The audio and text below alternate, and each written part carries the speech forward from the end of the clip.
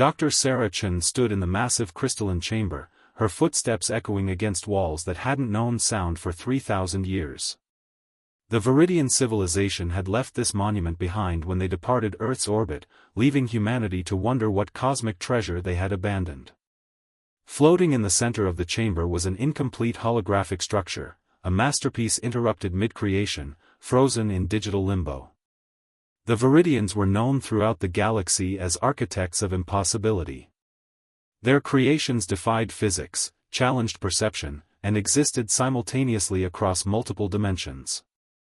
When they discovered Earth, they had been fascinated by humanity's primitive yet passionate attempts at art and culture. They had begun constructing something extraordinary here, something that would have changed human consciousness forever. Then, without explanation, they left. Sarah's team had spent 2 years deciphering the alien technology. The hologram showed an architectural symphony, a structure that existed in 4 dimensions, its lower dimensions projecting what appeared to be infinite complexity in human 3-dimensional space. It was incomplete, missing the final algorithms that would allow it to function.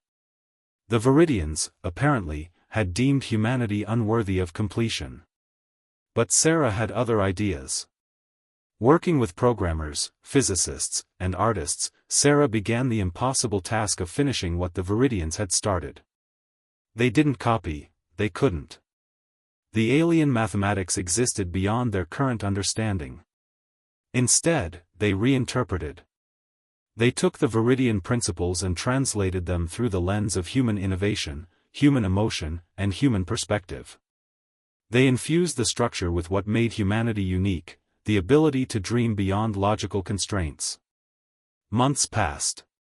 The team watched as the hologram evolved, no longer purely Viridian but something new, something hybrid. Where alien precision met human intuition, unexpected beauty emerged. The structure began humming with life, its walls shifting through colors that shouldn't exist, its geometry rearranging itself in patterns that told stories of human struggle, achievement, and hope.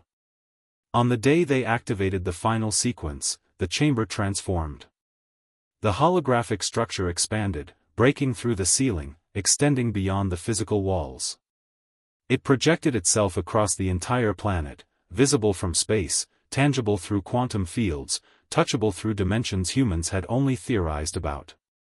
The Viridian masterpiece, reborn through human hands, began broadcasting a message across the cosmos. It wasn't words. It was pure understanding. Civilizations across the galaxy received it, the first genuine hybrid creation, the first time an abandoned species had not just survived without their benefactors but had evolved them. The message spoke of human resilience, of taking incomplete dreams and making them whole through determination and creativity. 3 weeks later, the Viridian fleet reappeared in Earth's orbit. Scientists expected extinction. Instead, the lead vessel transmitted a simple message: "We left this world expecting you to either worship our incompleteness or destroy it in frustration. We thought we understood the universe. We were wrong." The Viridian Admiral, a being of crystalline consciousness, descended to the chamber personally. She examined the recreated masterpiece with what humans interpreted as awe. Her communication was direct: "You took our art and made it human. You improved it. We spent 10,000 years believing art could only be created from perfection. You have taught us that perfection lies in collaboration between the flawed and the absolute." Sarah watched as the Viridian leader placed her hand against the structure. The hologram shifted once more, now incorporating Viridian consciousness and human creativity in perfect symbiosis. The chamber filled with light that was somehow both alien and deeply familiar. From that day forward, humanity's reputation changed across the galaxy. They weren't the species that had been uplifted, they were the species that had lifted themselves. They took an abandoned dream and made it magnificent.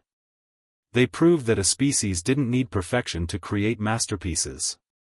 They needed only passion, persistence, and the audacity to finish what others had left incomplete. The monument stood as a testament to what happened when different minds, different hearts, and different perspectives collided. It became known throughout the cosmos as the masterpiece of bridges, the place where an advanced civilization learned humility from a young one, and a young one learned that they didn't need permission to dream. Earth had finally made its mark on the universe. Not by following, but by leading.